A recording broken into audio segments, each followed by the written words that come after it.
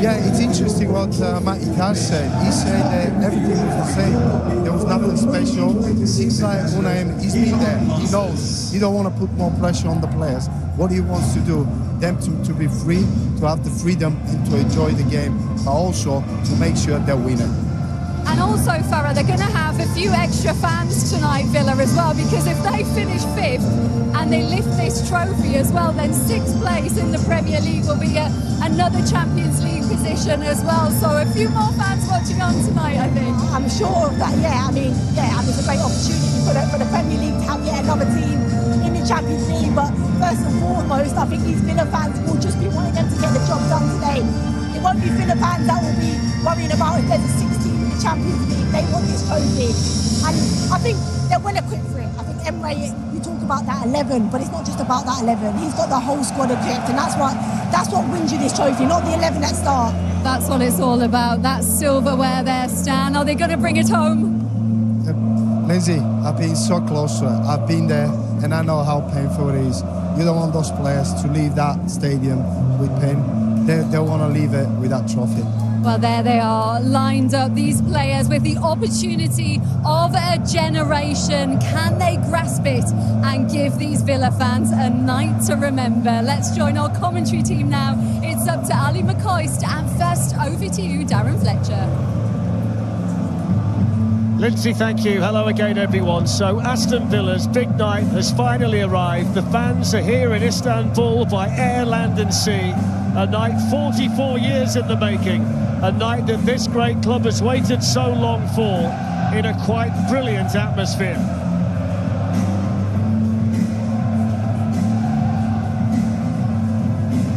Pensive looks on the faces of the respective captains as John McGinn leads out Aston Villa.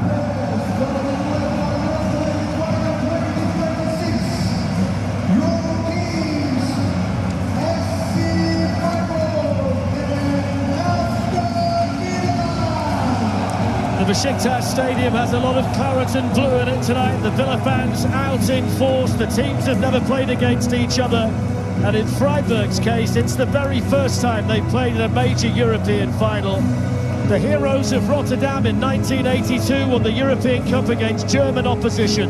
The 2026 Aston Villa vintage are here to repeat those heroics.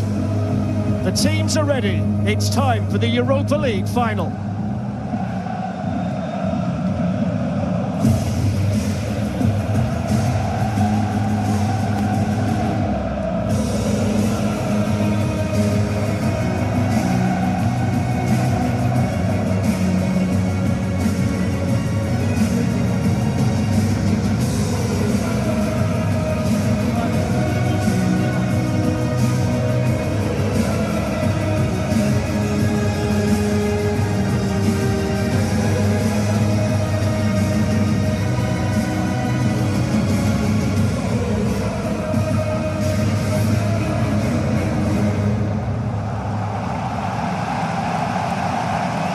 There has to be nerves down there. Aston Villa are favourites, a position that brings added pressure. Emi Martinez is a World Cup winner, so some may well lean on him for experience tonight.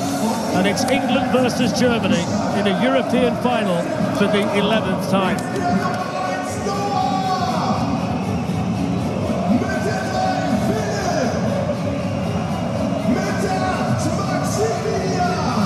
So Freiburg make two changes to the team that had an excellent win against Leipzig at the weekend.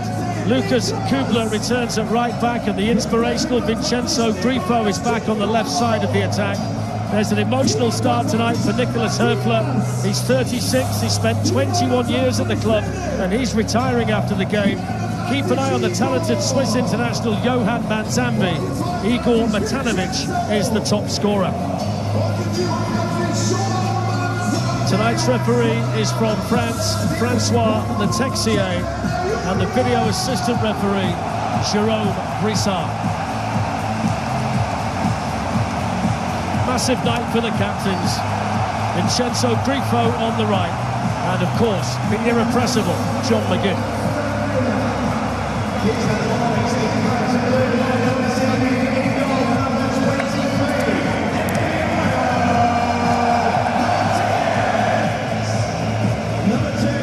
So Aston Villa unchanged for the third game in a row. The big question centred around the fitness of Amadou Onana. He's fit enough for a place on the bench, but not to start. So Victor Lindelof continues in midfield and plays in his 6th major final. Pau Torres is the man with the experience of winning the Europa League 5 years ago at Villarreal with Unai Emery. Ollie Watkins has 6 goals in the competition this season. Well, it's been a changeable day weather-wise here in Istanbul, but the fans have been out and about enjoying their day. And who the match winners will be tonight remains to be seen. For Freiburg, Italian midfielder Vincenzo Grifo scored 5 in the Europa League, including 1 in the semi-final. There's His Royal Highness fired up for this one tonight, Aston Villa fan, and here to watch his beloved team. Villa have got some big game players who want to make this stadium their stage tonight. And we are all set inside Besiktas Park in Istanbul. It's tonight where Aston Villa can win their first European trophy since 1982 and write yet another chapter in this club's glorious history. Slight concern about Emi Martinez. Just had his finger checked in the warm-up and had it wrapped by the Villa physio. Takes you back to 1982 and Jimmy Rimmer going off and Nigel Spink coming on to be a hero. So we're all set, off we go. The 55th final in this competition. It was once the UEFA Cup, the 17th edition of the Europa League final, the 10th to feature an English team with Aston Villa in their very first one, and the first England-Germany final since Chelsea beat Bayern Munich in the Champions League 14 years ago. There's got to be nerves out there tonight, Ali. And it's, I suppose, at the start of the match, who handles those little vibrations in the tummy, the better. There's the first cross from Freiburg tonight, the header wide of the centre-forward, the Croatian Igor Matanovic. Yeah, you're absolutely spot on. I think the first thing you want to do, particularly in a game like this, Dan, is get a couple of early touches under your belt and just keep things simple. Because I would imagine this game will be played very, very high pace, particularly in the opening 10, 15, 20 minutes or so. Got to say, Alan, the atmosphere inside the stadium is sensational. The Freiburg fans to our right, the Villa fans to our left. Yeah. We could sense it. You mentioned earlier in the city this afternoon and yesterday. It's been a brilliant feeling.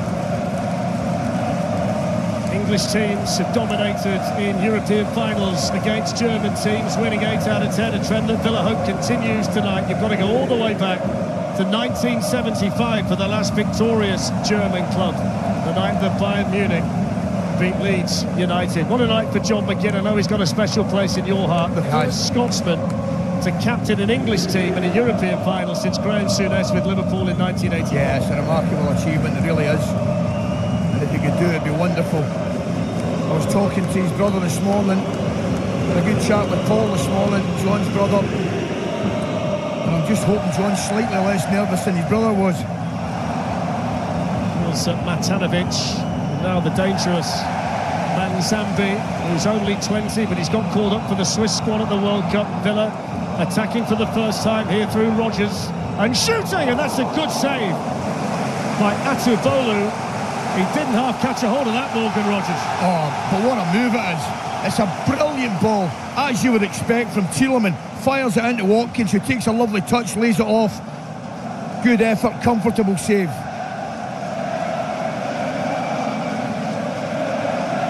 One omen for Aston Villa tonight might just be the colour of the kit. Takes you back to Rotterdam and Peter Wid in 1982. I do remember it well. Well, Watkins is in behind and the flag for now has stayed down, and Watkins has time and then he scuffs the shot and then the flag inevitably goes up. But why wait so long? Correct. Absolutely. Yeah, getting back to that 82, Dan, I do remember it myself as a young man, but as you correctly say, there's a lot of Villa fans won't remember Andy Townsend lifting the League Cup in 96, never mind 82. And I know Andy's here this evening. Played forward by Lienhart, and a cross for Aston Villa. Esri Konsa. This is Philip Troy, the left back, and then Lienhart can get on the ball again. Freiburg, the third German team in 5 years to reach the final. Eintracht Frankfurt won in 2022. Bayer Leverkusen lost 2 seasons later.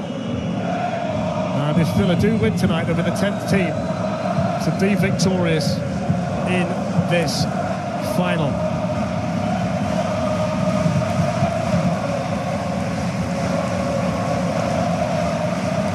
You look at Villa's shape there, Dan, it's very much a 4-4-2 without the ball. Morgan Rogers will drop slightly deeper into that 10 row, just beyond Watkins. There you see him go there at the moment.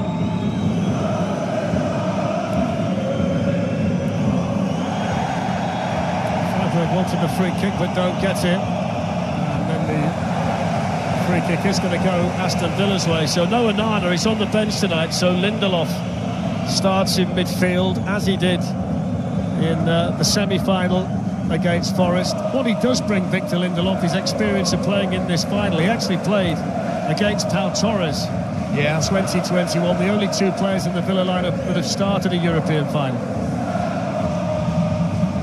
What he does well, he'll sit and he'll allow the full-backs, he'll give the protection to the two centre-backs and allow the full-backs, Cash and Digne, to get forward.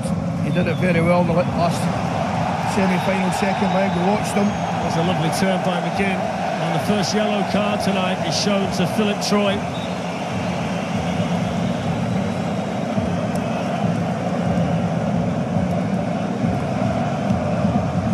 He won't be the first person who'll got a yellow card or has got a yellow card for not being able to handle that backside of John McGinn. It's been well documented. He uses it ever so well. He really does. Turns defenders. Backsides have been in the news this week when you think about Hincapié. Strange you bring it up at this stage of a European final. Yeah, it's an interesting one, that. I'll tell you what, he's got a bit of Kenny Dalglish about him, the way he used it. Of course he has. Again, hasn't he? Yeah. Luca Dean on the move down that side for Aston Villa. And he can lift the ball in here towards Ollie Watkins. And the referee just spotted a little pull in there by the Aston Villa striker.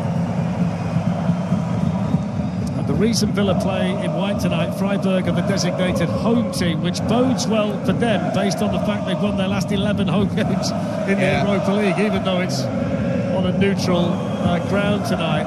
Villa's record in this competition outstanding though, isn't it? 12 wins in 14 games.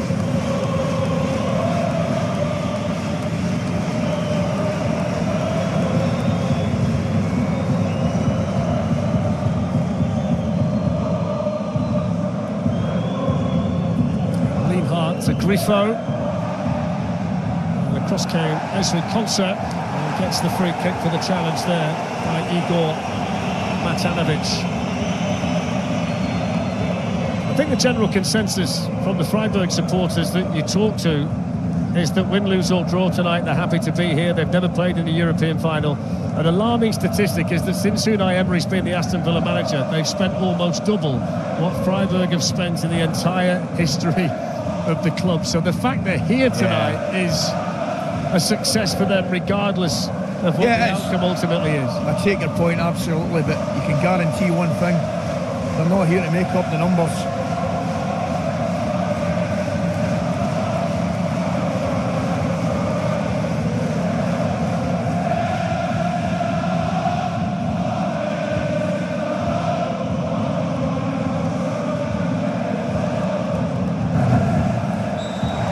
By Watkins. I think they were both at it.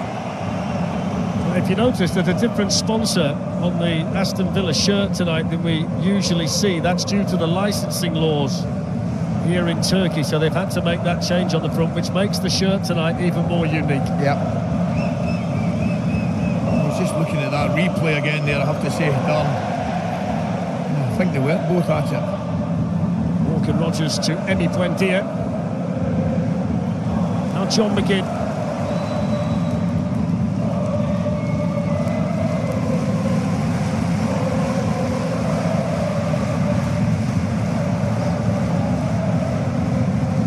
See, that's exactly what I'm talking about. They go to kind of three centre-backs with Cash on the right and Digne on the left.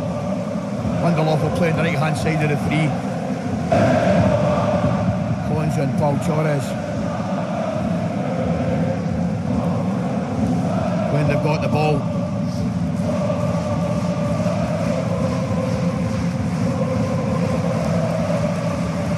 Luca Dean to Emi Buendia. give it away to Nicholas Herfler. Wants his chasers, but Atubolu was out there sharply. What a night for Herfler, the player that we just mentioned. Going to retire after the match. There's Unai Emery, the master in the Europa League. The 6th time that he's managed in the Europa League final. He's won it 4 times before. Only the great Giovanni Trapattoni's managed in more major European finals now than the Aston Villa manager. Some record, isn't it? In goes the shot that was curling at the end. I tell you, what a lovely little pass it is for Lindelof as well. I'm not sure how far away it was, but good football. That wee pass there, lovely wee one touch. Yeah, would have had him worried for sure.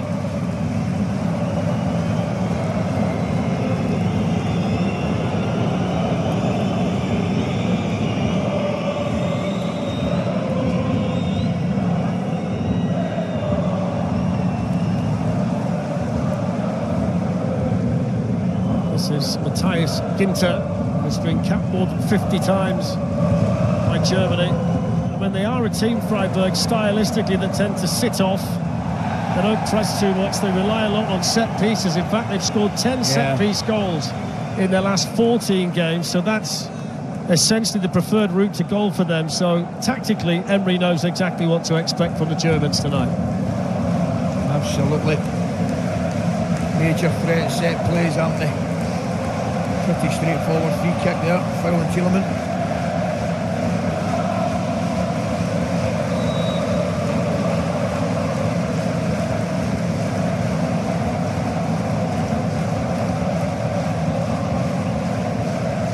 So Conser and Torres have gone forward for a free kick that's taken short here to Buendia and then delivered into the box. It's too deep for everybody in there. The Freiburg players who was caught was Eggerstein. Just taking a while to get back to his feet. Worth mentioning, Ali, that by this stage in Rotterdam in '82 they changed the goalie by now. Jimmy Rubber had gone and Nigel Spink was on to write his own chapter. There are quite a few of the players from 1982 here tonight. Aston Villa have brought them along. That's great. As you would expect.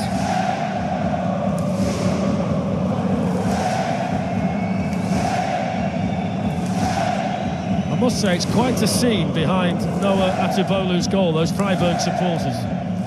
There's the coach, Julian Schuster. He's gone from playing for the club to managing them. He's only 41, the youngest German manager in a major European final since Matthias Sammer in 2002. Grifo plays it on, Manzambi can't keep the possession. Lindelof turns it back to Martinez. Well, he can play the ball away.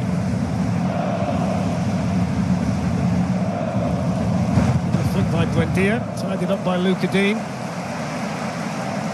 Torres back to Martinez. Little look over the shoulder by Buendia. Beautiful Lovely touch. layoff. Beautiful touch.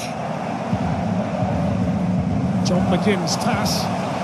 Picks out Watkins. Morgan Rogers in the middle. Buendia's in there as well. That's cleared away by Kubler.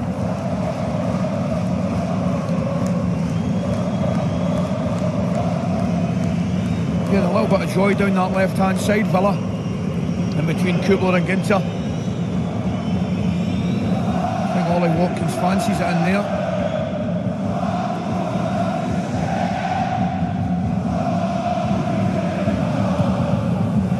Slipping over there by Manzambi.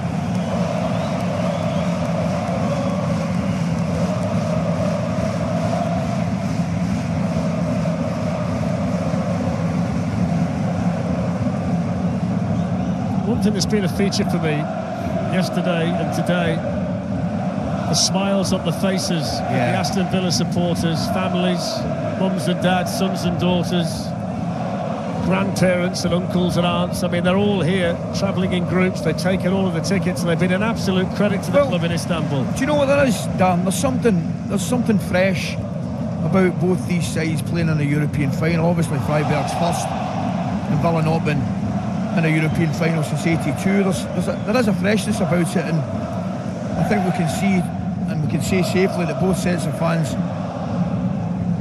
regardless of the result, are going to enjoy themselves. One thing I'm pleased to say is that it stopped raining. It was absolutely bucketing down at lunchtime. Wasn't it? Ali and I got caught in it. But it's ideal conditions for the start of the match, and I suppose the pitch is just how the players would like it based on the water it had on it this afternoon. It's also worth noting you did commandeer the brolly this afternoon. Is that before you slipped over on a treacherous bit of cobble or after? I did go down. There's Manzambi. He's fouled over there. Luca Dean. He's just trying to get into it, isn't he? Manzambi, obviously a great talent.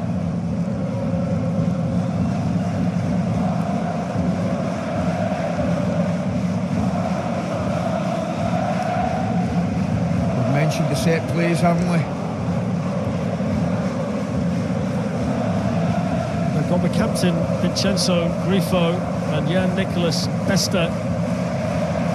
I'm watching this free kick. I'm watching the goalkeeper Martinez here. He's pushing his defenders out.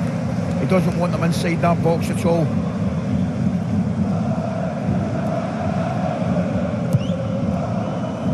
It's a comfortable header away for Luca Dean. Not the best of deliveries on that side, but they'll get another chance. That's a foul by Buendia. A yellow card as well.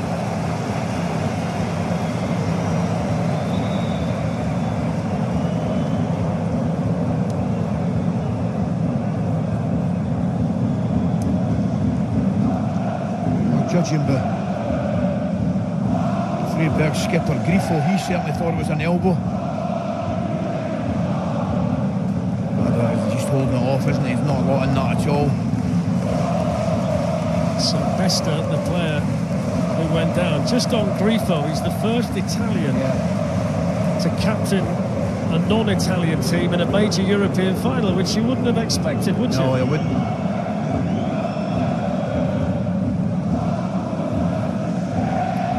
Been together quite a long time. When you go down the list, the goalkeeper has been at the club for 11 years, Kubler 11 years, Höfler 19 years, Grifo 10 years, Ginter 13 years. I mean, it's a group that knows each other well. And they've got another set piece here with the two over the ball again. Grifo, the number 32, and Besta, the number 19. Matanovic, the big centre forward, number 31, is an obvious target from here.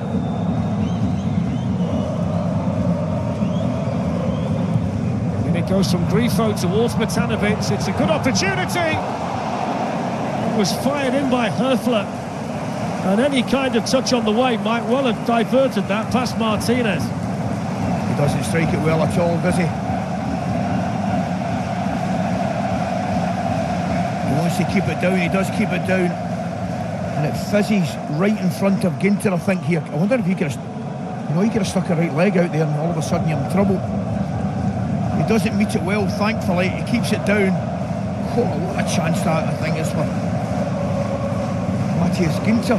It's been at Freiburg a long time. One thing he hasn't done for a long time is score a goal. 75 games since he last found the back of the net, so that was his big moment, Nicholas Höfler, which he couldn't take, but it is a warning there that they've got to pick up the loose balls from these Freiburg set pieces, Aston Villa. Yeah, definitely, Dan, and I think to a certain degree you got away with one there, because I'm thinking if that drops to a more forward-thinking player, he reacts differently.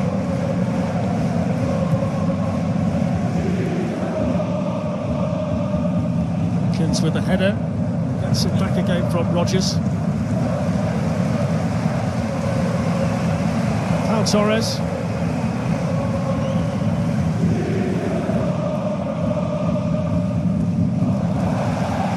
So wasn't given any time to settle there by Matanovic.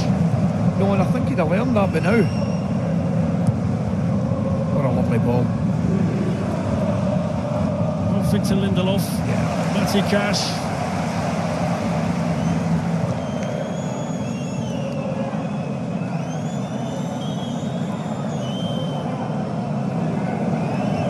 Tielemans dissected both Buendia and Rodgers. I think he was playing it into Rodgers for Buendia to run off him and take it across the face of him.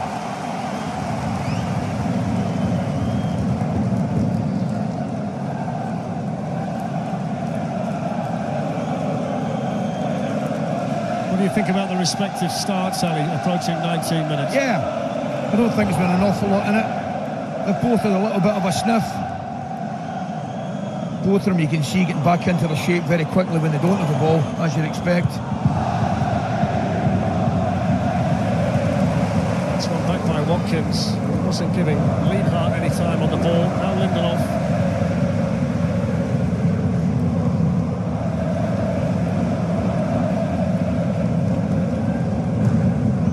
Twice with the pass that was on its way towards Morgan Rogers. Just a little bit of afters involving Grifo and Cash. Neither seem to want to let go of each other.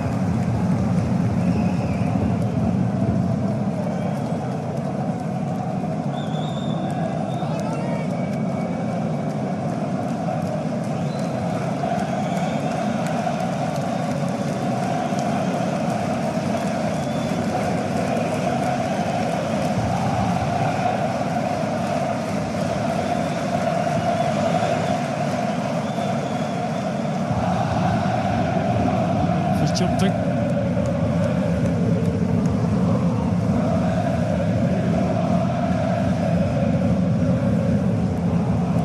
It's looking long for Watkins, but Lienhart came across. Not by Troy.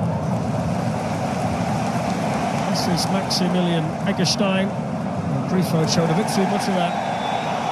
For Cash. Cash felt he got the ball. In fact, he's going to get a yellow card. Grifo's gone down, and that's the third card inside 21 minutes shown by the French referee. He's unlucky. I think he just shows his studs. He wins the ball. Let's have a look at it. Does he show his studs? A little bit, yeah. Probably does catch him as well. I don't think he had many complaints. Let's have a look at it. Yeah. Catches him in the shin there, straight leg. A little bit naughtier than I first thought. But yellow card.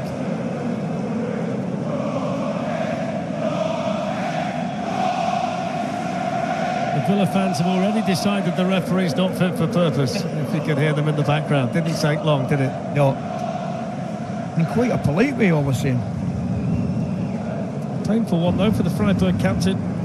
Villa bring the slightly better form into the final, unbeaten in their last three since losing 3 games in a row. Freiburg were impressive in beating Leipzig 4-1 at the weekend to secure a European place for next season. They've got a Conference League place sewn up. Prior to that, they'd only won one of their previous 6 matches. Both teams, by the way, were given just shy of 11,000 tickets. But when you look at the amount, certainly of Villa fans there are in the city of Istanbul, there are a lot more than 11,000 fans here. They find a way, don't they? They find a way. I must say, it felt like there were 12,000 on my plane coming over. There's the early chance for Rogers that was relatively straightforward for the goalkeeper. Yeah. I think it's a comfortable save. They've both had a little bit of a sight at goal, haven't they?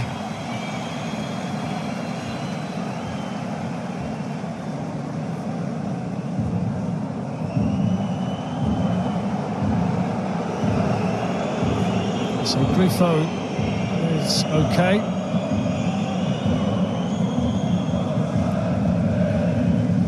And Emi Martinez waits in the Aston Villa goal. He's doing it again, Martinez. He clearly wants that 10 or 12 yards. We mentioned how dangerous this team can be at set plays. He likes that yardage in front of him. So this free kick taken by Bester and hoisted in.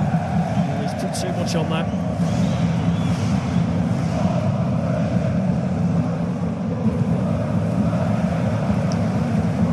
Grifo came across. Plenty of time underneath it for Luca Dean and for Emi Buendia. Eggestein's header. This is Yuri Tielemans for Aston Villa. They've gone long a fair bit, haven't they? Up to Watkins in the early stages, Villa, Ali. I don't necessarily think that's a bad thing, actually. Because there seems to be a little bit of space behind that midfield and in front of the back four. First room tonight for Cash to run into, supported here by McGinn. Now Lindelof.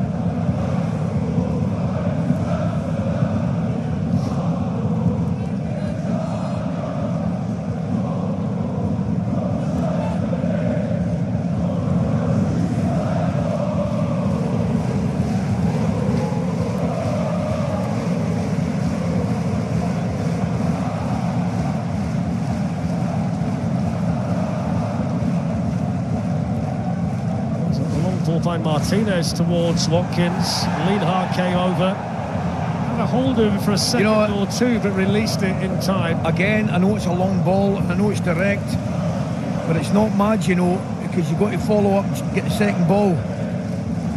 Uses his body well there, Watkins. You just want a midfielder a little bit closer. They move the full-back in, don't they? Philip Troy goes inside, inverts himself a bit. This is Grifo. Eggerstein. Now Ginter. So Lucas Kubler, the right back, involved.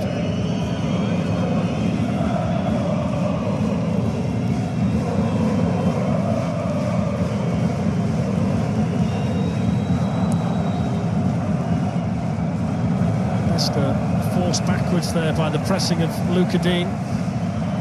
Lienhart with an interesting ball forward. It's on towards Matanovic. Villa with enough back to deal with it. The offside flag up on the far side.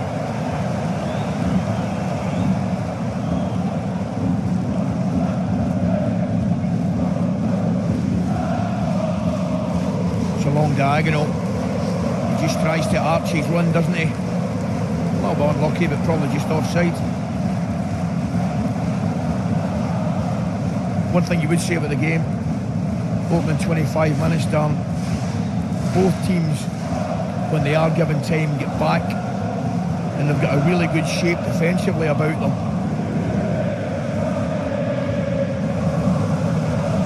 Which makes it difficult to break down.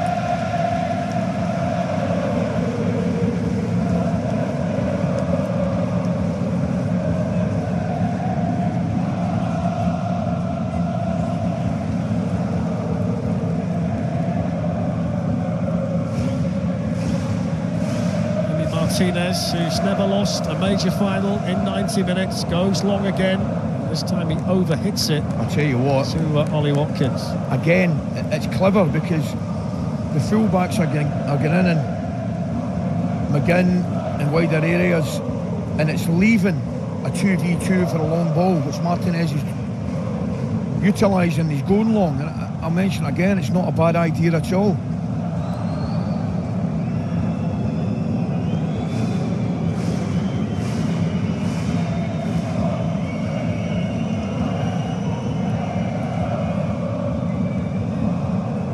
Vincenzo Grifo, Johan Manzambi.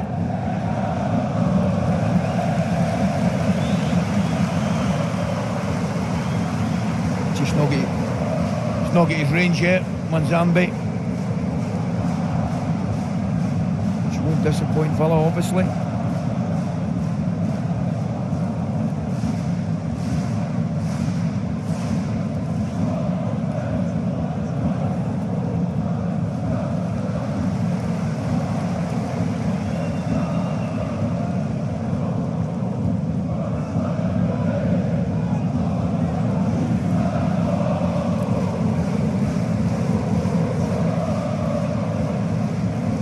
To Buendia.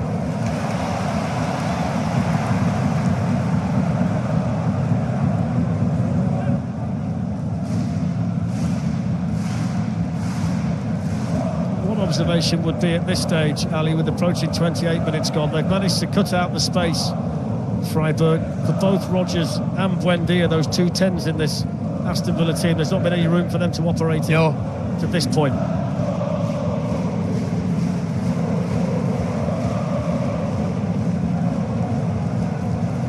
With things under control against Ollie Watkins. His experienced Lienhart, 40 caps for Austria, had 4 years at Real Madrid. That's where the main experience is in this team when you think about the two centre-backs, Ginter on the right, Lienhart on the left. They've both seen plenty at club and international level. Lindelof came across there and got the free kick. But don't forget, our sensational summer of sport includes exclusive live coverage of Roland Garros, which gets underway this Sunday, the Tour de France, plus the Commonwealth Games from Glasgow. All of this is live only on TNT Sports and on HBO Max as well.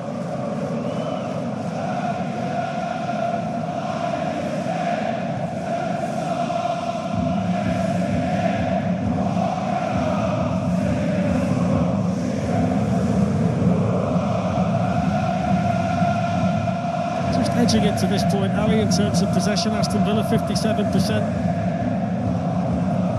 There's another long one towards Rodgers that was cleared away by Ginter. The important thing is, again, picking up the second ball.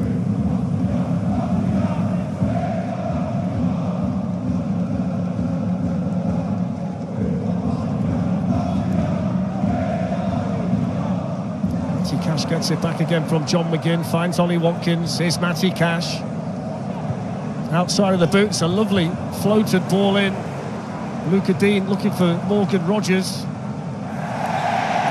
And over there defending it was Lucas Kubler. Good idea, wasn't it? Yeah. From Cash, the invention. Really was, getting forward. Pretty straightforward free kick here, but a good break on the right-hand side. First time we've seen Matty Cash really get forward. He's always available. 55th game of the season tonight for Morgan Rodgers.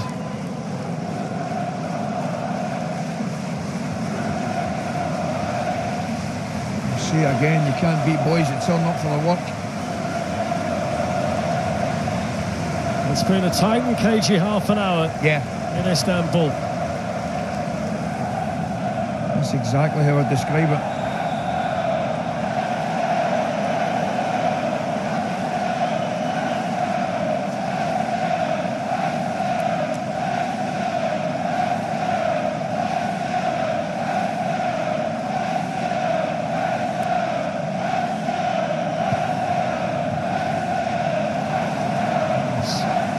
Quickly on the scene. And Zambi. Now Troy. Supported here by his captain Grifo.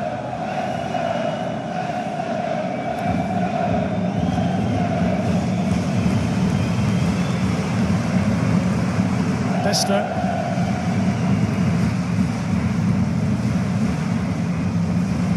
Philip Lienhardt.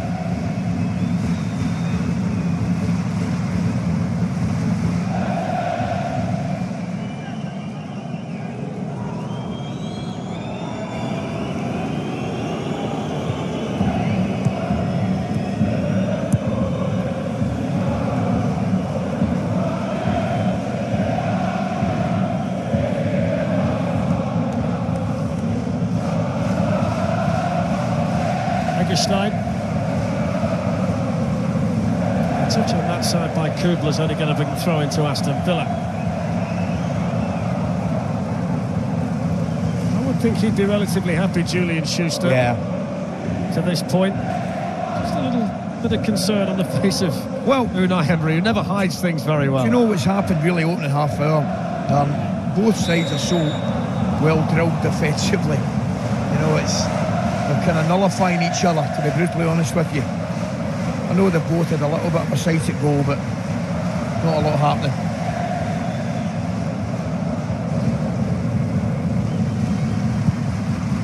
Ginter's pass forward towards Matanovic, through to Emi Martinez. Still the only save that anybody's made so far tonight. Noah Atubolu early on from Morgan Rodgers. McGinn's not really been a factor. It might well have been caught there, you know, by Herfler. Referee happy to let it go. Kubler's pass straight to Buendia. McGinn's back on his feet.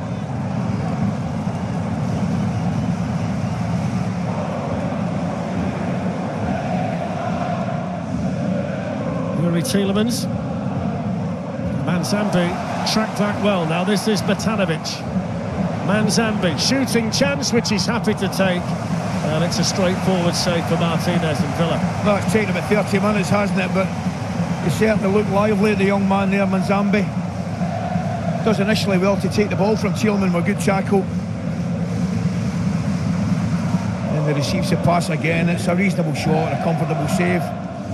One the goalkeeper just needs to keep his eye on as it bounces in front of him. One to Watkins. Well, then he's managed to get on the ball here, Ollie Watkins. Cuts back inside, looking to make room for the shot. McGinn was on the scene, and I think that actually deflected off Watkins on his way through. I'm just wondering, could he have hit that with the outside his right foot? He's certainly in a rich vein of form. It is a long direct ball again. That's obviously the shot we're seeing again. Just keeps his eye on it, bounces in front of him, Martinez.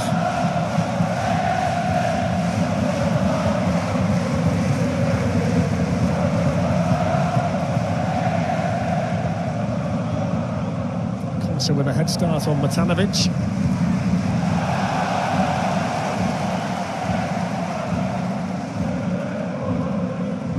a foul by Lindelof on Manzambi, who rolled around a little bit. Wanted to make more of it than maybe he needed to.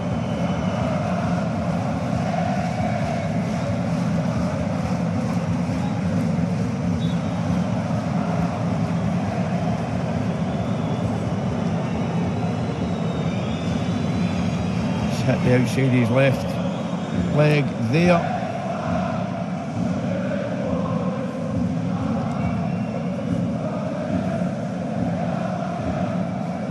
And don't forget the Emmy award-winning House of the Dragon returns for season 3 on the 22nd of June on HBO Max, which is also the place to catch up with seasons 1 and 2, plus Game of Thrones and A Night of the Seven Kingdoms.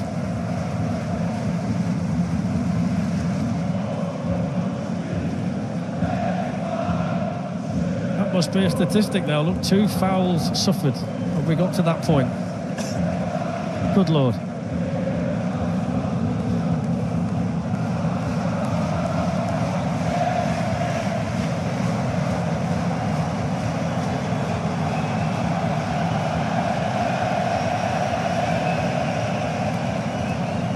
It's just a sea of white behind Zabolu's goal. It's an impressive sight, isn't it, the Freiburg supporters, Ali? Yeah, it really is. Generally speaking, they're fantastic supporters, the Germans of their clubs, aren't they? So Grifo's going to take the free kick. 14 goals in all competitions for the Freiburg captain this season. Lienhardt was the target on that side. Buendia's header away, and now Rogers is going to give chase. He's unlucky. It's a clever header from Thielemann, you know. He's onside. He is, because Lienhardt was playing him on. So Aston Villa with options. It's into Buendia. Took it well. McGinn hits it straight to the defender. Rogers. And the block then made in there by Troy. And then that's not a good enough cross from Luca Dean. But they just got a bit excited there, the Villa supporters, when they saw that attack develop. Well, that was a half chance, wasn't it? A little reverse ball here. Eventually breaks down to McGinn. There's a reverse ball coming up now. He takes a touch to get it across the defender, breaks to McGinn. I'm just wondering if he'd gone for the finish to the other post, but it was a chance.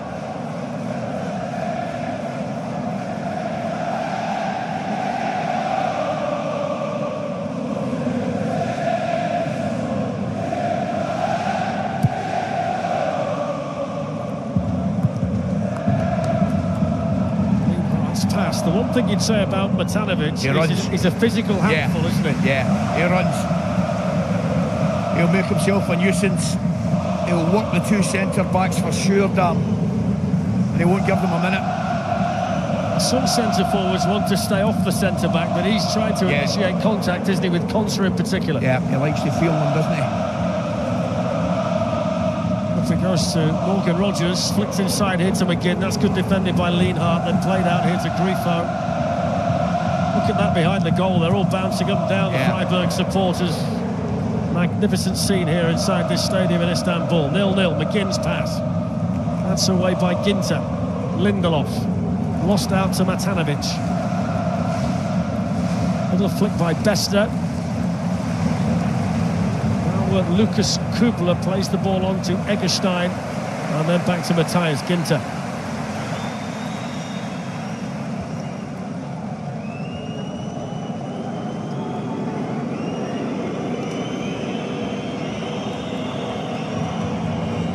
So Manzambi drops the shoulder, gets a yard, and fizzes one through.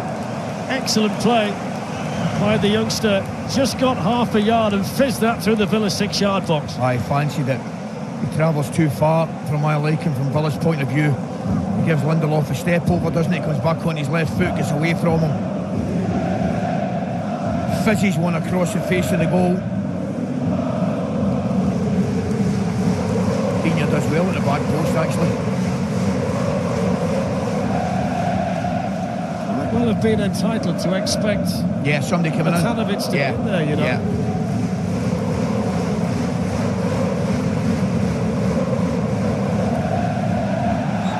So Aston Villa free kick. The player foul.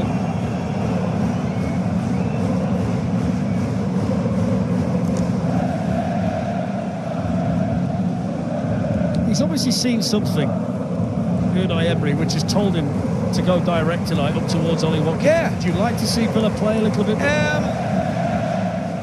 Actually, I'm not too disappointed what I'm seeing, because I think it's a good option. I'll mention again, once the ball does go a little bit longer, because sometimes they're 2 against 2.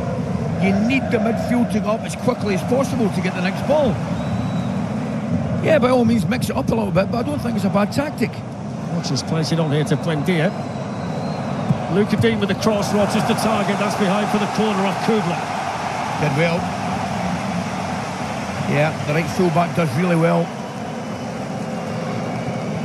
Because there's somebody coming in behind him. I think it's Rodgers. Yeah.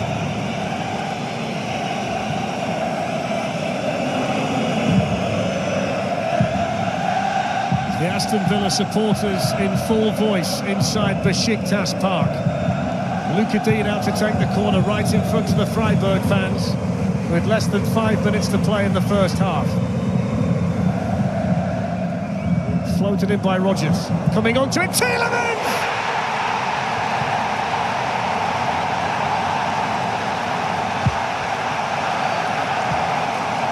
Sensational goal in the Europa League final for Yuri Tielemans.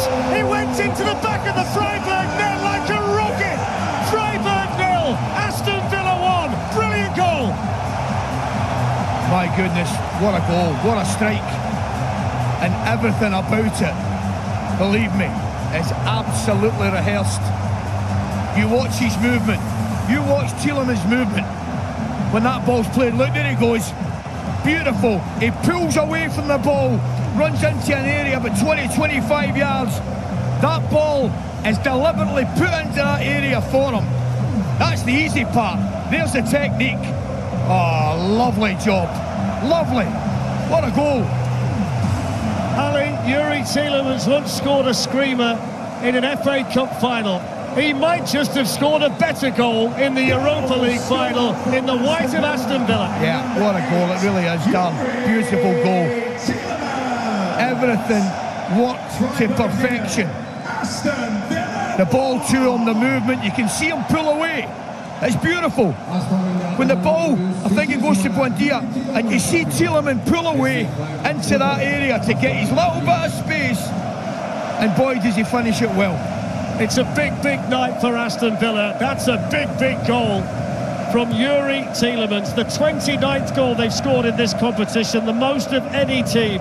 And the first goal they've scored in a major final since Mbwana Samatta scored against Manchester City in the League Cup final 6 years ago. And he joins the great Peter With on that all-time list of men who have scored in European finals for Aston Villa. Yeah. What a goal and what a moment. Brilliant. I really enjoyed it, Dan, I really did. The technique, you know, the technique was absolutely spot on. It was A1, first class. But just the build-up to it all, you know, was smashing. You work on these things in the training ground and you hope and you pray that sometimes they come off. There's that long ball again. This time Morgan Rodgers, what a time to get it, Ali, as well, just before half-time. I thought that might have been a free kick, so did Morgan Rodgers. Felt like the kind of game where you might need something like that to open it up. Yeah. So Freiburg 0, Aston Villa 1, a goal they will talk about on the Holt End for years, scored by Yuri Tielemans.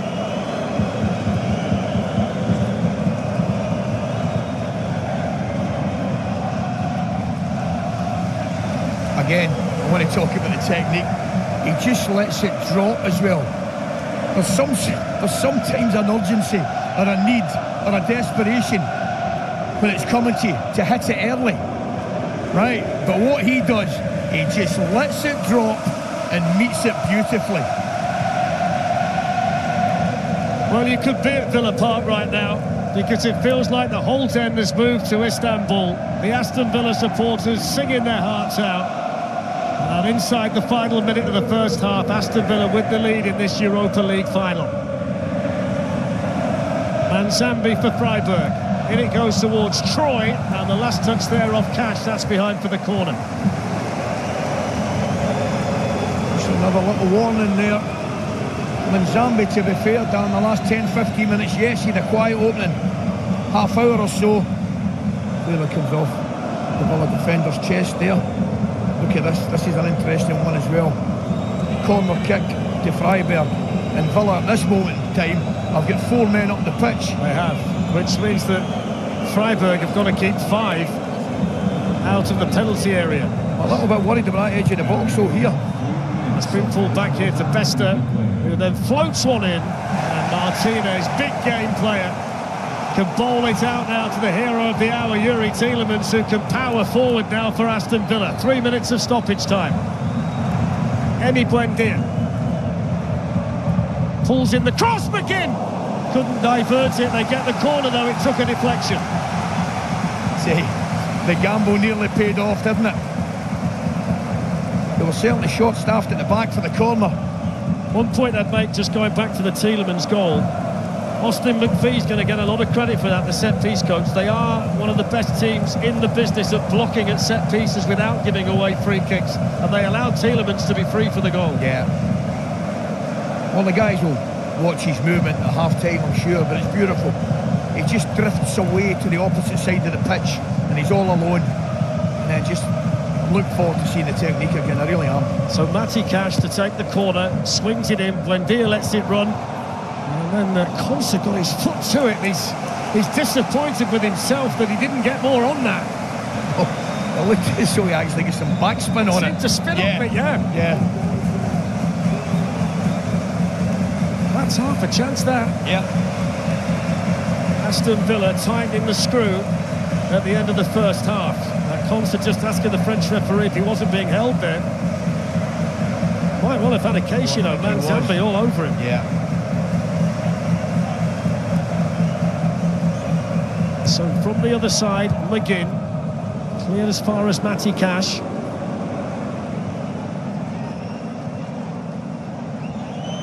The centre-backs have stayed in there. McGinn sends in the cross, and that's behind by Grifo. Really good pressure from Aston Villa, having gone ahead. It's been a brilliant 10-15 minutes for him, it really has.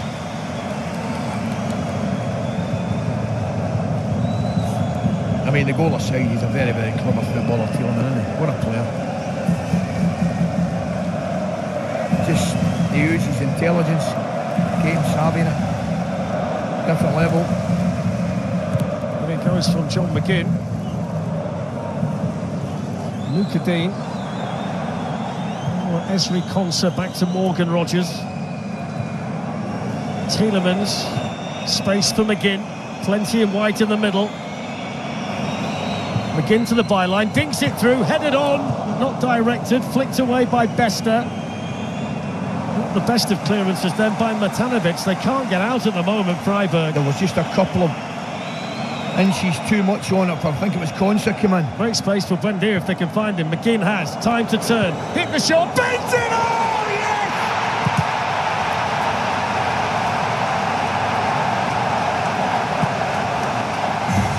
It's Buendia with a beauty on the banks of the Bosphorus, and it's 2-0 to Aston Villa.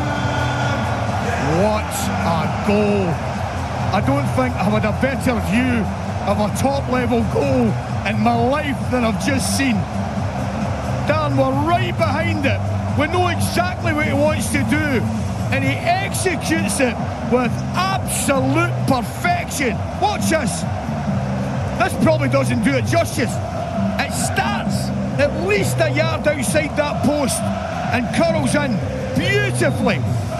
What an I thought the first execution was unbelievable.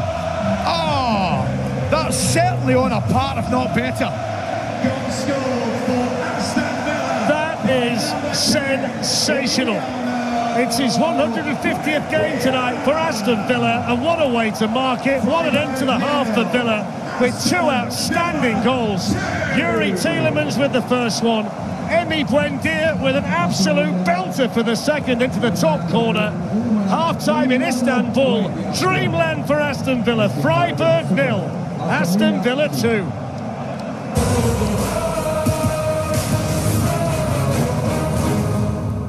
How's he found himself in this position?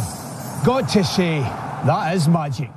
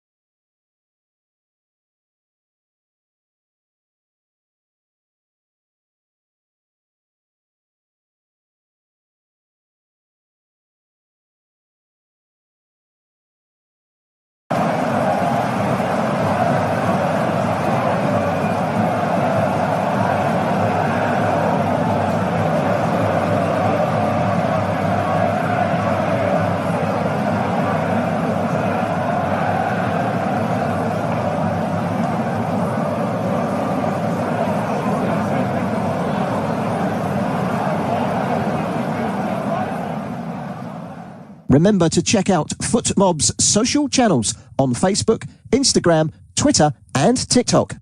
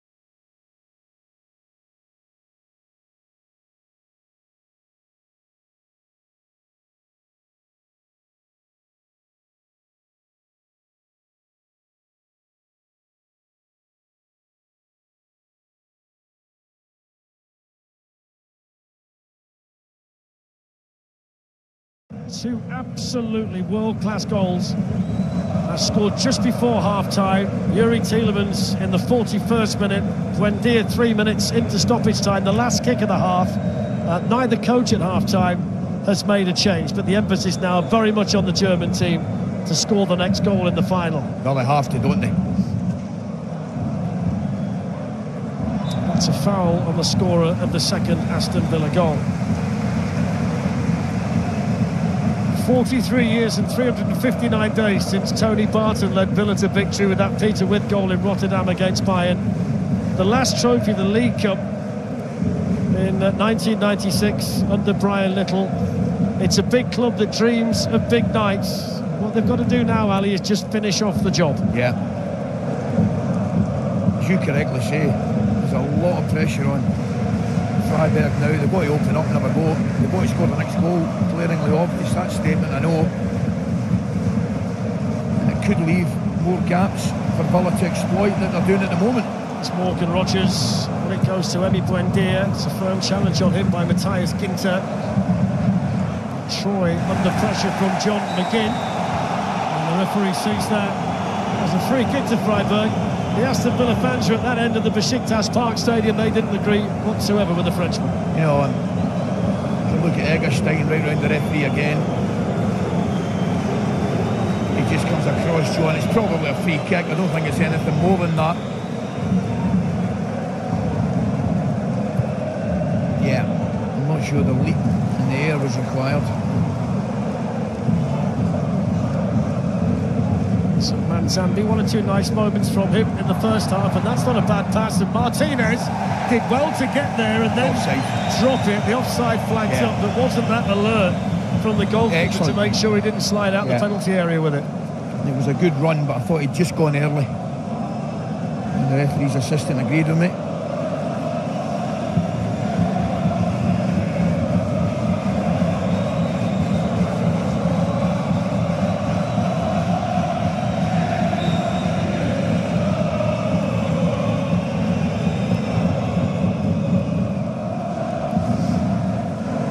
There you go again. It's just a long ball to McGinn's feet, keep possession of the ball.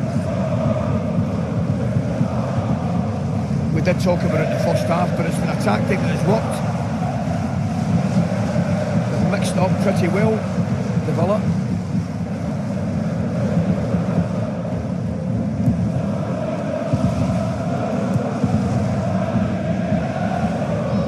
Again battling with Troy. Also coming across to involve himself with Herfler, but he's lost out there to Watkins, who sets off towards the Freiburg box and hits the shot straight at Lienhardt. Troy then plays it back to the central defender, and Freiburg can play their way out. Could have played their way out, but he's chosen not to, and he's got himself in a mess over there. It's concert on Manzambi, played on by Cash. Emi Buendia. He's gone to chip him. Went to chip him because he saw the keeper. Are they just trying to score a better goal after better goal here? How's your confidence? Dear me. First of all, it's excellent play defensively from the Villa. The ball comes up, they don't give them any space to win possession of the ball back. And I think he tries to curl and chip that with the outside of his right foot at the same time. We know what Buendia was doing this afternoon. He was watching George Best DVDs on his bed. Blimey. He's got a taste for it. Villa's number 10, there's no doubt about that.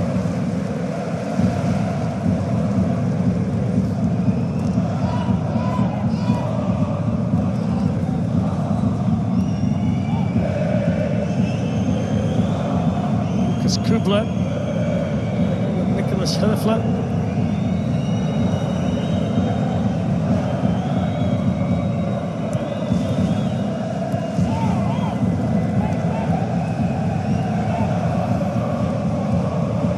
Question would be, Ali, to you at this stage, with the scoreline as it is, whether Freiburg have necessarily got it in them against a team as good as Villa to play the kind of football they've got to play to get back in the game. Well, it doesn't look like it. Something's going to have to change, because at this moment in time it doesn't look like it at all. It's good defending by Matanovic, who lost the ball initially to John McGinn. One thing that won't change, John McGinn won't stop running. No. Whether Julian Schuster changes the shape of Freiburg will be interesting to see, but in the current climate they're very, very comfortable, Villa.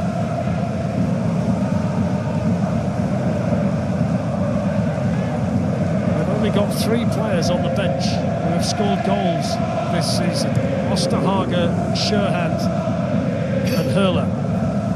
It's not as if he's got a player that you could instantly say, well, you could send him on and he might just change the balance of the match. Yeah.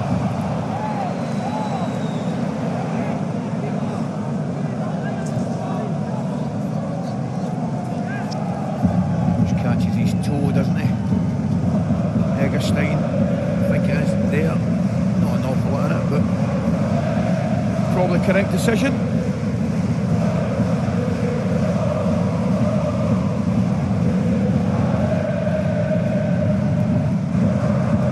Gets his ball.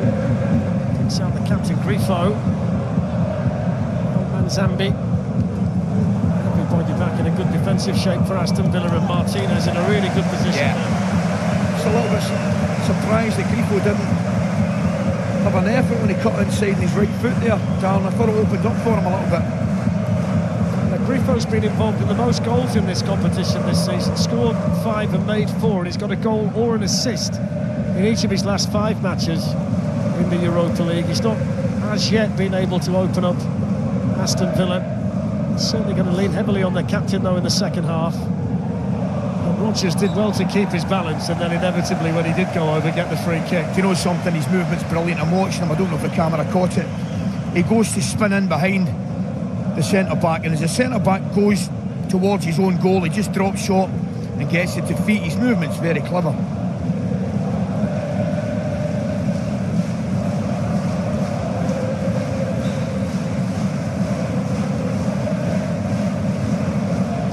So Aston Villa with a free kick, which is lifted in by Tielemans. Watkins makes the run and nearly got his toe to it. Almost perfect.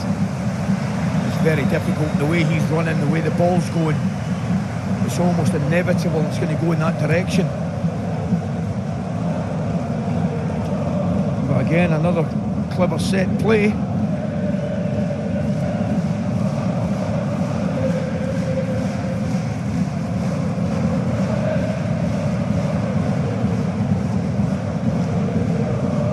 There's Eggestein. Now Kubler.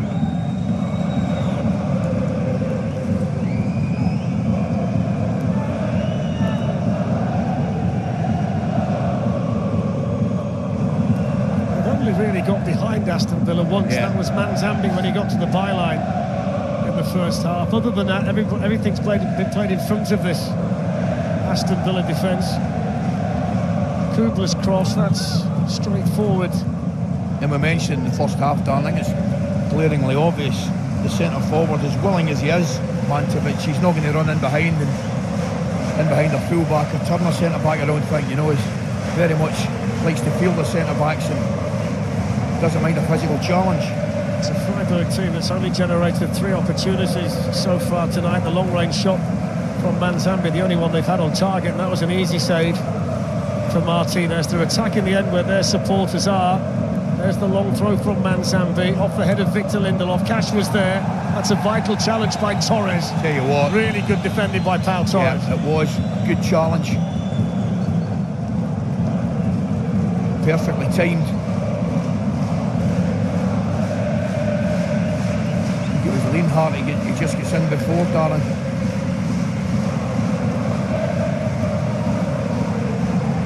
Manzambi pushed over by Buendia, was acknowledged by the referee.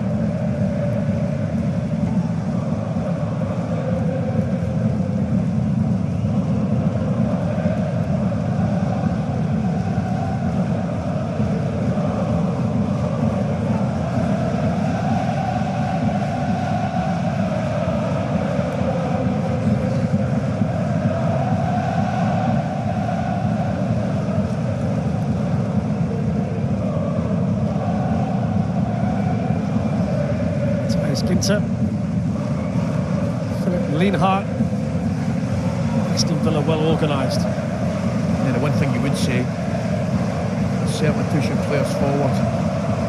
Freiburg.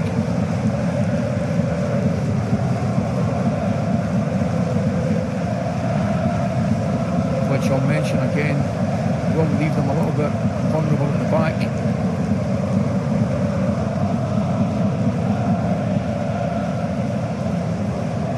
Manzambi, Kubler, they are pushing men forward, yeah. but most of the passes continue to be square and back. Well, they're very comfortable. Everything at this moment in time is in front of the Villa back four. They've not attempted to turn them at all. Nobody's getting behind them.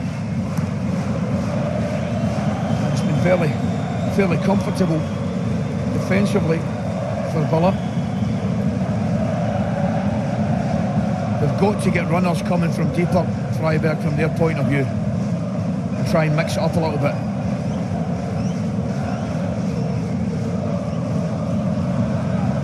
Zambi's pass, and that's going to be seen behind by Torres, able to be controlled by Lucas Kubler. Aston was up there as well. This is the Pau Torres tackle, yeah. Well, it comes off Lindelof, doesn't it? I thought Matty Cash was going to meet it earlier. There might well have been a handball in there as well. I think there was. Ginza had he not got there. Yeah. I think once Matty Cash clears it, it does come off his hand. And that's a fair point.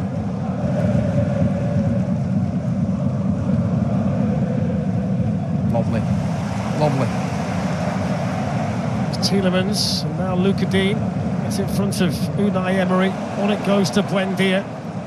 Watkins and Rodgers in the box. It's driven in! It's steered in front of the Aston Villa supporters by Morgan Rodgers. And surely now that's the Europa League for Aston Villa. Well, you would think so. I mean, and it's a beautiful goal. I'm going to tell you, it goes all the way back to John McGinn, who takes a brilliant touch, knocks it infield, and all of a sudden they're out the other side on the left-hand side. And this is a first-time ball there. Watch the movement to get across a defender. Watch him. There he goes. Brilliant. Brilliant. Centre-forward's goal, and he's not necessarily an out-and-out centre-forward. Watch him. His movement just coming the picture, gets across the defender, gets his touch. What a first-class goal. I'm going to say something to you. Both of us look, the Tielemans goal, the Watkins and Rodgers in the box. It's driven in! It's... And now Luca Dean. It's in front of Unai Emery. On it goes to Buendia. Watkins and Rodgers in the box. It's driven in! It's...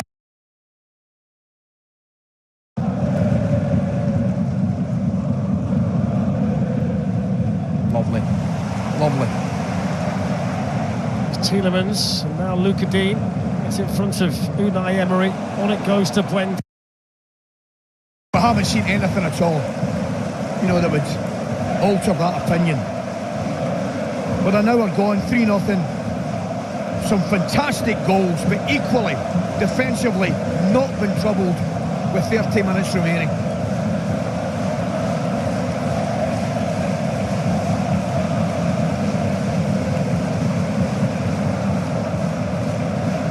Give you one statistic now, Ali. The biggest win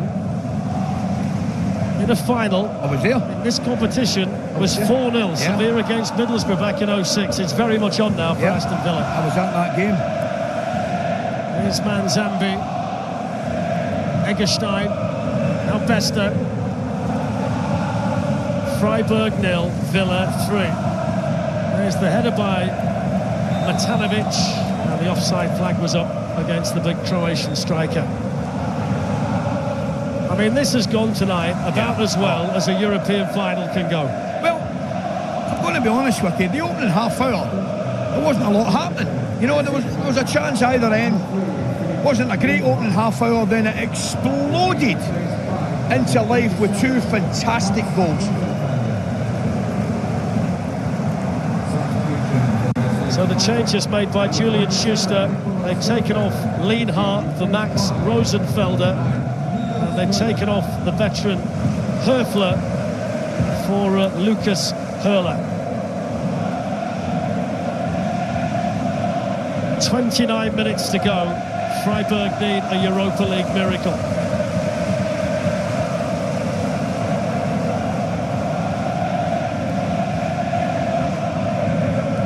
Three players, Ali, who have meant so much to this team all season have got the goals tonight. Tielemans with the first, Buendia with the second, and then Rodgers.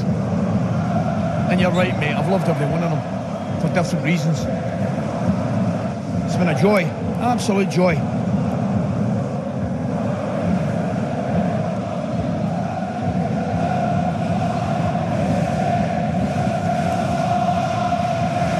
I must say, Coyce, he was lively on the plane over. I flew in from Birmingham. We might not need fuel in the morning to get back.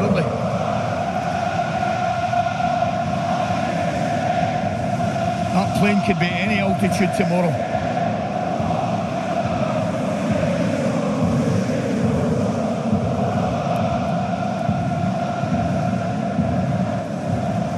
away by Matty Cash. I'm just thinking, as I say to everybody, brilliant goal from Tillman, wonderful goal from Buendia, Rodgers' goal. They all count as one, you know. You scored a few like that down the years. I know why you enjoyed that one so I did. much. Instinct, wasn't it? Clear instinct. His movement to get across the defender. Manzambi's throw. Cash was beaten. Konsa was behind him. Cleared away by Watkins. I must say, we'll talk about the goals, and of course we'll focus on the big moments that are going to win the game. But Villa's organisation from the opening minutes been outstanding. It really has.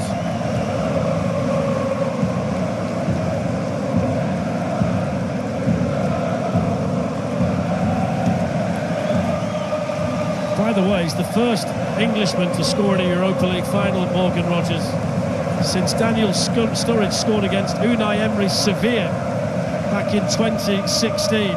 The previous two before that were Robbie Fowler and Steven Gerrard 25 years ago. So an Englishman on the score sheet in the Europa League final, which is not a common thing. I'm trying to think, was that the final against that? Was it Alves? Yeah.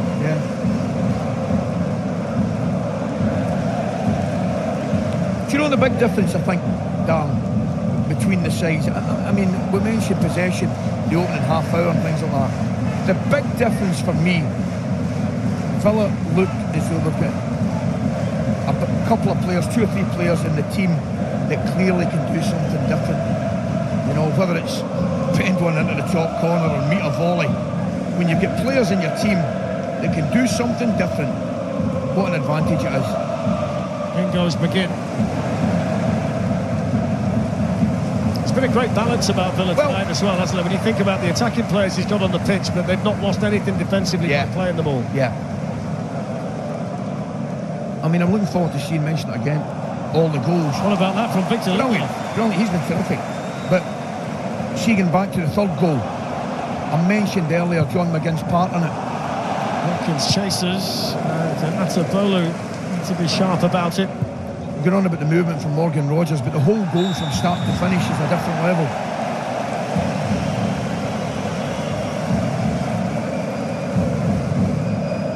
Watkins might just have started offside here. The flag's down at the moment. It's gone up now. It's a wee bit annoying that, isn't it? Let's be honest about it. Well, the fact that I got an offside right. It's quite rare that, you know. That's about as rare as an Englishman scoring in the final.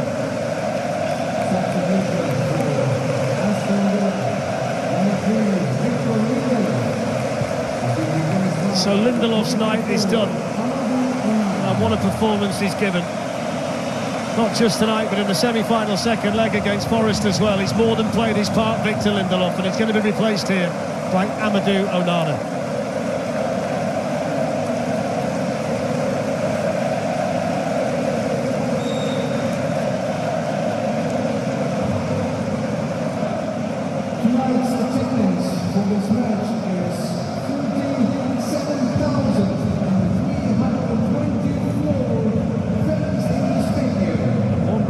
Morgan Rodgers has tonight. He's the youngest player in the history of the competition to have a goal and an assist in the final.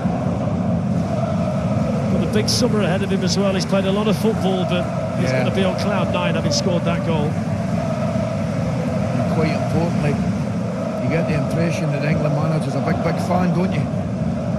How can you not be? Well, absolutely. Just what the rest of us, really. 24 minutes before Aston Villa are confirmed as winners of the Europa League.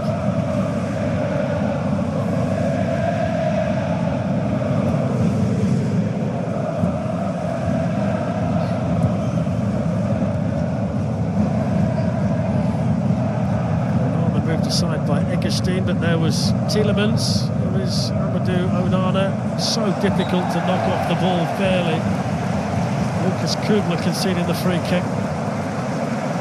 It's just a perfect exhibition of protecting the ball here. Look, putting your body between player and ball, inviting the challenge, forcing the free kick.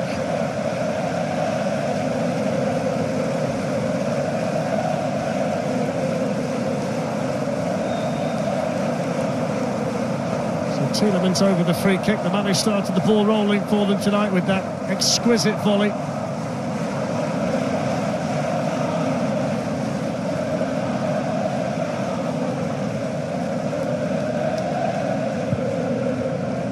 Cash on the move, heading it infield towards Morgan Rogers. That's away by Kubler. John McGinn swung in towards Ollie Watkins and taken by Atabolu.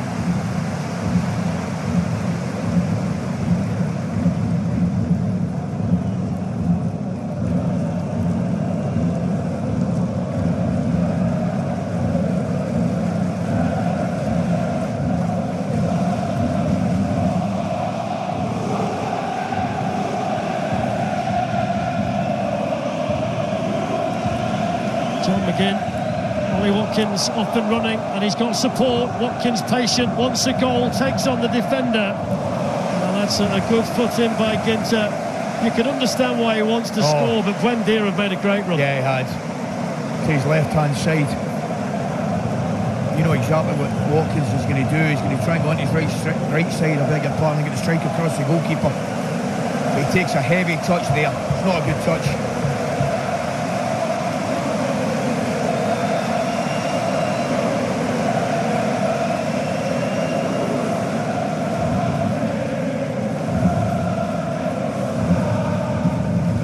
Aston Villa supporters behind Atabolu's goal. They can almost reach out and touch their captain, John McGinn.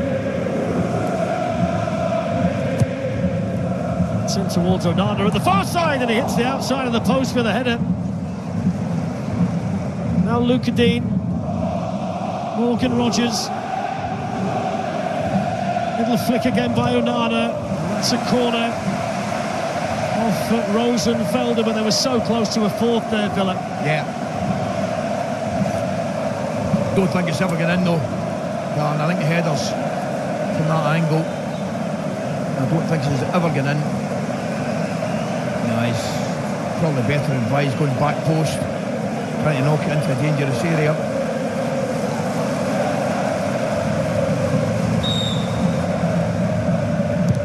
Short one by Buendia.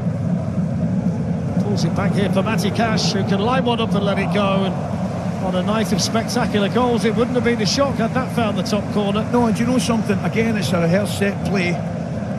I'm not sure the ball to Matty Cash from the normally spot-on Tielemans was perfect. They're getting desperate down there now. That's Jordi Makengo, who's going to be coming on. And they're going to send on Derry Sherhan as well, so two more changes coming for Freiburg with less than 20 minutes of this Europa League final left to go.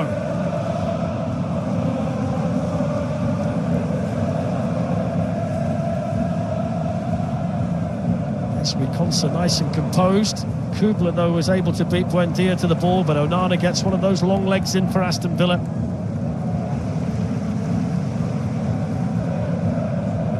Torres drives one forward, Ginter turns it back the other way. This is Bester.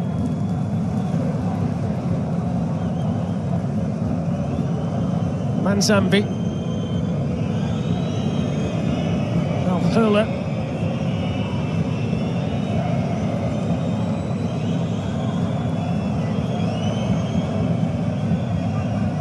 It's towards Grifo, the captain, who's got John McGinn over there with him.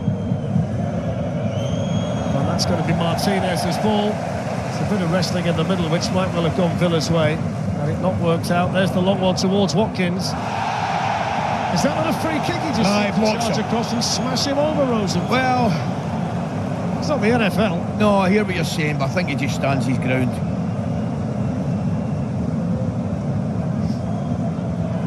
Just so that the viewers know I've got that look again. How many Old Firm derbies did you play? And that's okay in those games. What a night to be an Aston Villa supporter, Ali. Oh, not half. I mean, since the half-hour mark, since that first goal's gone in, they've been in cruise control, haven't they? So they're taking off the captain, Grifo, for Sherhan.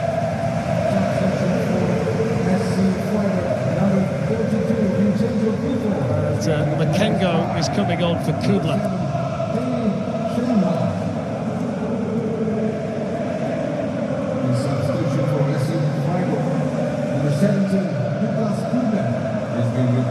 It's going to be the first time that an English team's won this trophy in back-to-back years in the Europa League era, and for the first time since the first 2 years of the old UEFA Cup, 72 and 73, when Spurs and Liverpool got their hands on it. I mean, it's not quite there yet, but with 18 minutes to go, they need a miracle.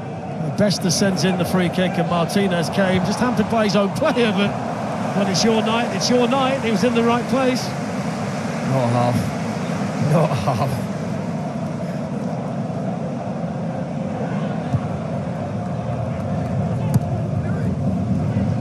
It's lovely football from Aston Villa. And it's all one touch, Dan. Beautiful.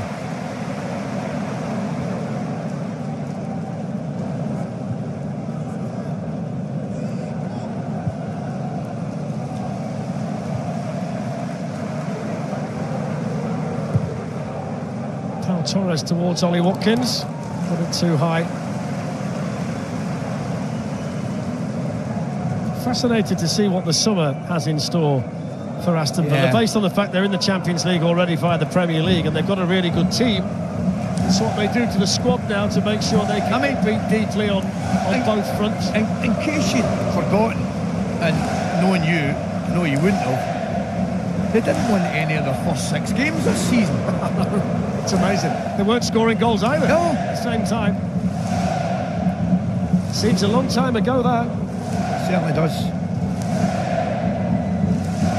Matanovic heads it straight to Onana, but he gets it back again here. Nicholas Besta beaten to it by Luca Dean. Flicked away to Emi Buendia. It's nice again from Torres. You can do that when you're 3 up. Well, you took the words out of my mouth. It's amazing the confidence that just spreads throughout the team when you're 2 or 3 up.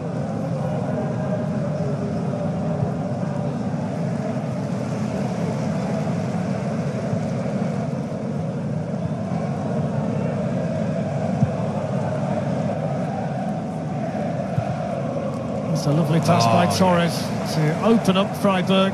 Don't get me wrong, Manzambi doesn't fancy it. It's not bad as well. Tielemans to McGinn. They're off and running again here. Aston Villa. John McGinn.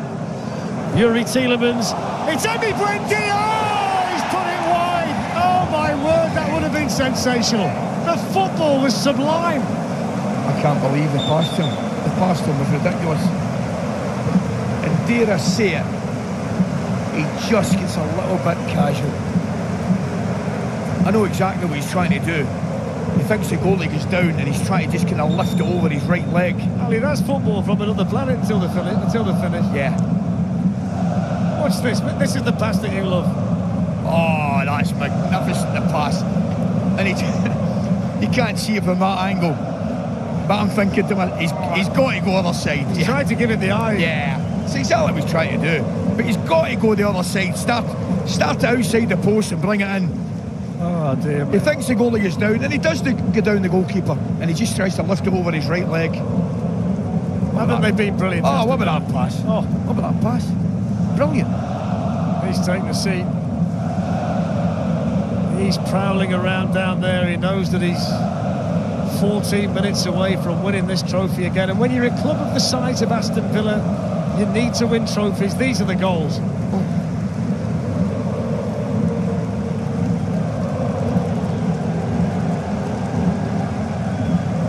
I mean, it only looks good from that angle. There you are. Movement across the centre back. Yeah, he knows it. He knows it. Look at him. He must have been a centre forward in his day. And look at him. Yeah. There you go. It's magical, that, isn't it? Absolutely brilliant.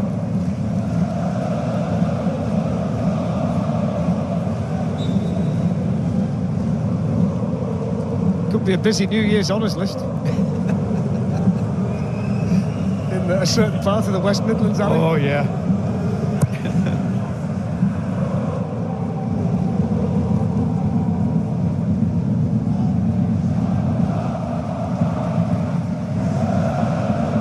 Cash up to Morgan Rogers, flicked on now to Ollie Watkins. Must be another goal in it for Aston Villa. I'd like to see this fella get one. So would he. They've got a corner.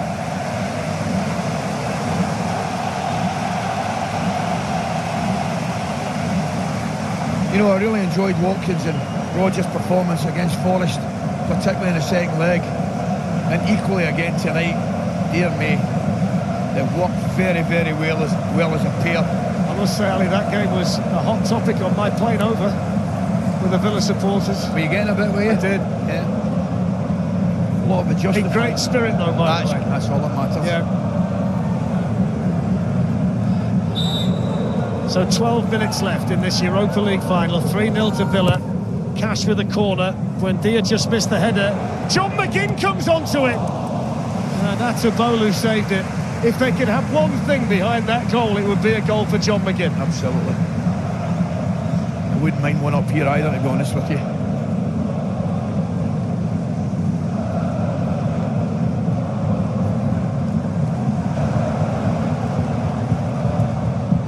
It's crossed in, but only to Pau Torres. Closest to it was Hurler.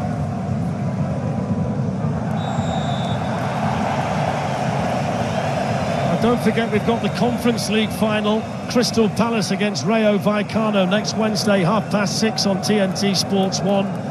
The Champions League final, Paris Saint-Germain against Arsenal on Saturday, the 30th of May. 3 o'clock we start, that's on TNT Sports 1. And the Adobe Women's FA Cup final, Brighton against Manchester City, Sunday the 31st of May, 2 o'clock, TNT Sports 1. And HBO Max as well. And we're going to see some Villa changes. Ian Maatsen and Jadon Sancho are down there for Villa. Now, you've got to tell us about Jadon Sancho.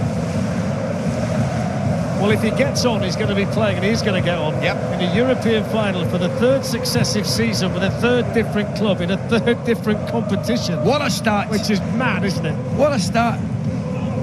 He's played in a Champions League final, a Conference League final. He's about to come on in the Europa League final, all for different teams.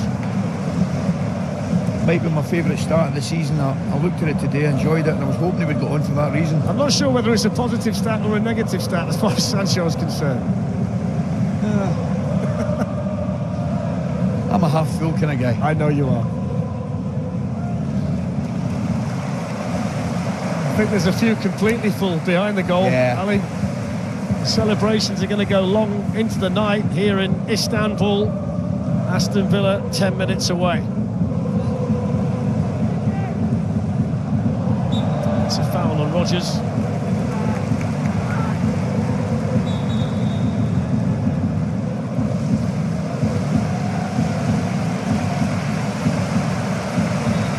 So Emi Buendia is coming off.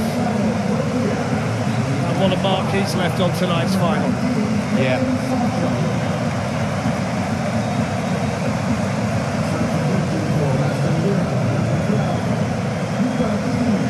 They're going to take off Luca Dean as well, or Ian Maatsen, cheered off by the Villa supporters.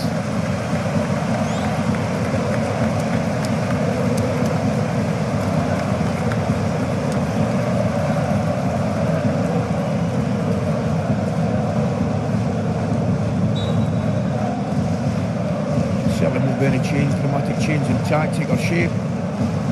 Like for like, I would imagine.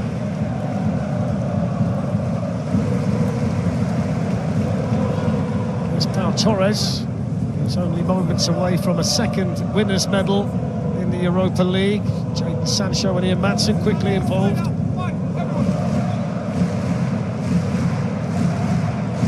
There's a lovely comparison between the respective captains. Dennis Mortimer back in 1982 and John McGinn tonight. 10 years at Villa for McGinn, the same length of time that Dennis Mortimer spent in the club. Both of them have played over 300 times for Aston Villa. Both of them have left an indelible mark on the football club. It's amazing to think that John McGinn's here tonight, having scored in a championship playoff final for them.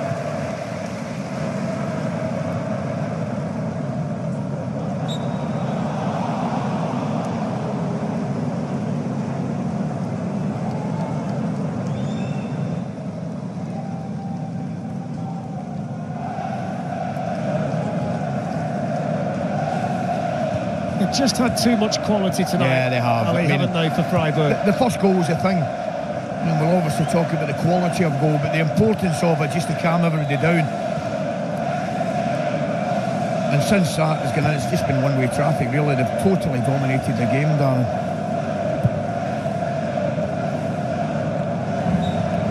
I think Tielemans felt he got the ball there. Well, was the player who went down.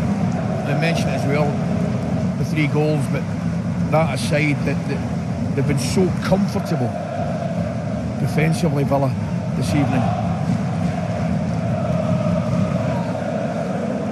Freiburg really haven't had anything as an attacking force.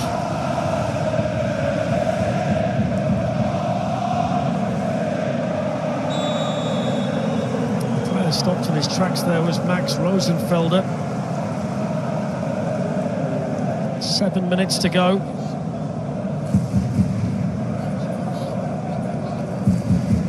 A yellow card there for John McGinn, was it?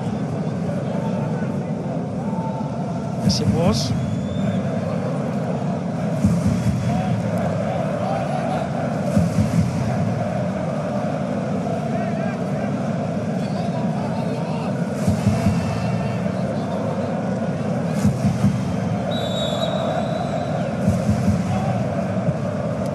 Free kick's gone deep, and Martinez made a really good save.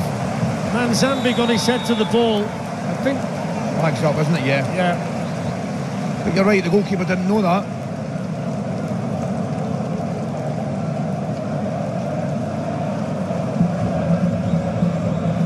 Scores early, doesn't he?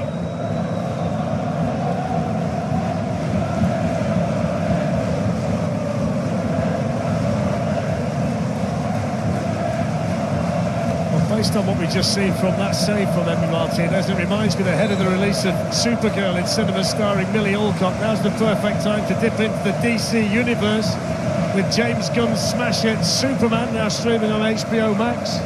He went out there, the familiar Clark Kent bit there. Credit where it's due, as links go, that's up there. Oh dear.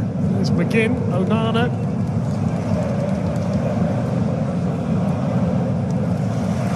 Challenged by Makengo.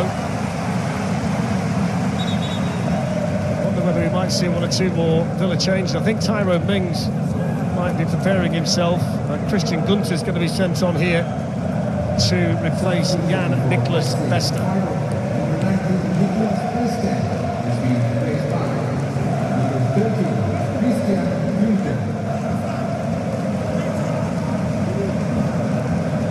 So they've got Tyrone Mings and Douglas Luiz stripped and ready down below. Aston Villa with less than 5 minutes to play.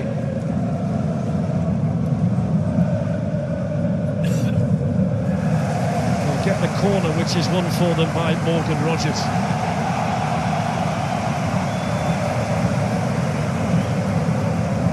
There aren't many times in your career, Ali, in a game of this magnitude where you've got this kind of cushion and you can just enjoy it. You took the words out of my mouth. Absolutely.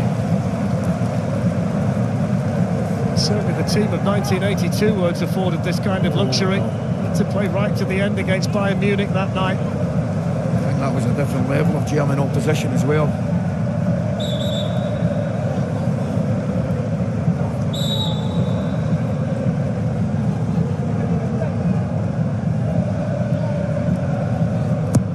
Corner deep from McGinn towards Maatsen. Just about kept it in, but then he lost out. And the challenge to Scherhant. And that's a foul on Konsa.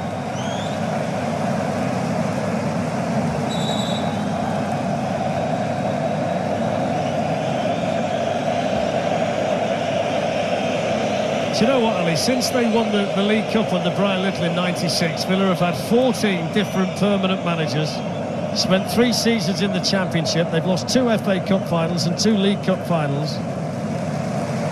But they're about to become the 6th different English club side to win this trophy, joining Spurs, Liverpool, Chelsea, Ipswich and Manchester United. And it's going to be a record 5th win in the competition for Unai Emery. Big cheer for Pau Torres as he goes off, replaced by Tyrone Mings. And Tielemans has scored his magnificent goal tonight, replaced by Douglas Luiz. Yeah.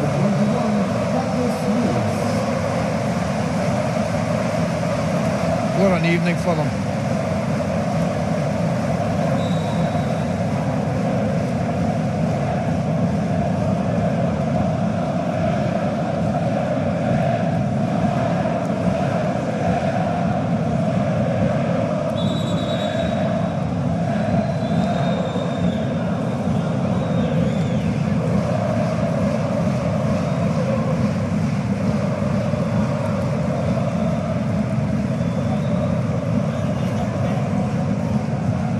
Madsen, who started the Champions League final for Borussia Dortmund but ended up on the losing side against Real Madrid, but that'll be a different story for him tonight.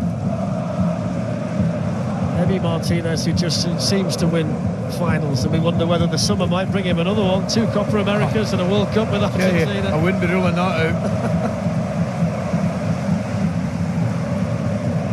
Mings sends it forward. Watkins looked to flick it on. Jadon Sancho was never going to get there in time. Have we given Austin McPhee's mention yet for that first goal? Well, I did drop it in just before half-time. Yeah.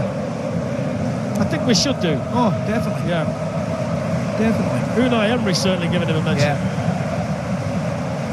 When you saw it back and you saw just how effectively they blocked the Freiburg defenders without ever looking like conceding a free kick. Yeah. Beautiful, actually. It's been a great insight tonight, though, into the tactical mindset of Unai Emery. The way that he's gone long up to Watkins and Rodgers a lot. The way I've loved it. I've loved it. They put 4 on the halfway line for a Freiburg corner to take players out the box. Absolutely. He's never really found the answer, has he, Julian Schuster? Different ways to play football and win a game of football.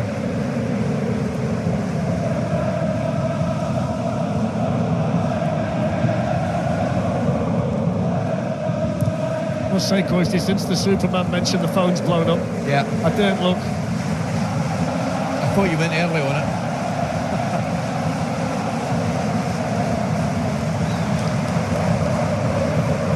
So only seconds of normal time remaining.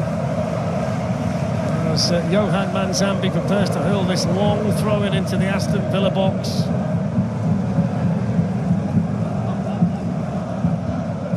Manzambi with a decent cross, and that's a good flick away by Concert. You're right, good cross, good header. This time it's Douglas Luiz. And that's an Aston Villa throw-in. We're about to find out how much additional time there will be, and you wouldn't suspect there's going to be a great deal of it. No, not at all. 1 minute. There you are. And then the celebrations can well and truly begin.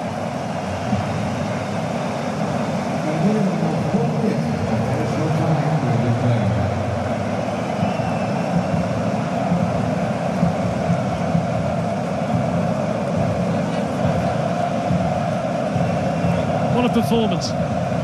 Well, I'll mention it again. They've just been a different level since they've gone 1 up. Again, it's in towards Ollie Watkins, who couldn't quite get there. Another yard on it. Absolutely. Another yard on it. That was always required.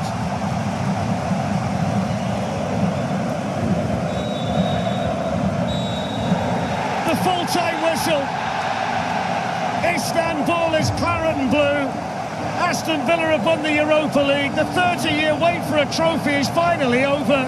And the heroes of 1982 in Rotterdam have some European company. Unai Emery does it again. Villa are back on the European Roll of Honour.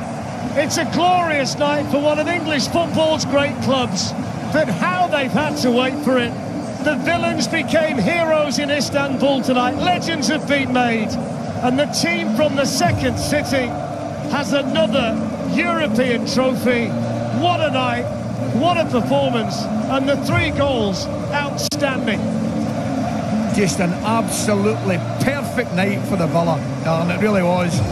I'll be brutally honest, there wasn't a lot in it for the opening 30 minutes, but the first goal, what a goal it was, and after that the game just exploded into life, and it was totally dominated by Aston Villa. Well, we're speaking about the level of goal we have seen in a major European final for a long, long time. These guys are deserving it. Look at them celebrate. They have earned it. They've had a fantastic season. Let the party begin. Smiles as wide as the Bosphorus. John McGinn's going to collect the trophy tonight. The Aston Villa supporters delighted. Goals from Yuri Tielemans, Emi Buendia and Morgan Rogers. Aston Villa simply outstanding. They've won the Europa League. They've beaten Freiburg by 3-0. Thank you, Darren and Ali. What a night. What a performance from those Aston Villa players. Dancing out on the pitch right now, celebrating with the fans, ending that 30-year wait for a trophy, their 44-year wait for a European Cup. The fans here absolutely ecstatic. The king of the Europa League has done it again, watched on by the future King of England too, and the class of 2026 have become legends, just like Stan, those heroes of 1982. Just try to put into words how you're feeling now. I'm not going home tomorrow. I'm staying here. I'm staying. I'm going to enjoy the party. I mean, everything almost said before that. It was written for Aston Villa to be the European champion. They had everything. Even today, I know they played really well, especially in the second half. They scored some great goals, but it was about that project, the process. Unai Emery, what is it, 5th European Cup? I mean, amazing. Those fans deserve it. The players deserve it. They've been outstanding. The European campaign has been immaculate. So they fully deserve it. And you can see they're enjoying it, and they're going to enjoy it for a few weeks, I'll tell you that. The scenes in the stands, just absolutely fantastic. Farah, you can see that it means even more. It's even sweeter because of how long they've had to wait. Yeah, absolutely. I mean, the party started at 3-0. When that third goal went in from Morgan Rogers, we've seen the party erupting here, the fans and what it meant to them and what it meant to Aston Villa. You can see McGinn over there, again, continuing those celebrations. It's fantastic. The noise inside the stadium is absolutely deafening. I mean, it's even hard here, standing here, to think, but what a joy it is, actually, to watch these players celebrating the fans the way that they are. And they will have a medal, they will have a trophy as well to show for all of their years of punching above their weight under Unai Emery. Now they've got something tangible to show for it, Owen. Wow, I mean, what a performance. Brilliant, a masterclass from Unai Emery, from these players. You know, set pieces, they barely allowed Freiburg anything in the game defensively. The quality of the goals was absolutely remarkable. Brilliant performance. Well, let's head over to the man who kicked it all off tonight with a wonderful finish. Yuri Tielemans is alongside Becky. Thank you very much, Lindsay. Yuri, congratulations. The dream just became a reality. How do you feel? Take it all in. Yeah, I feel amazing.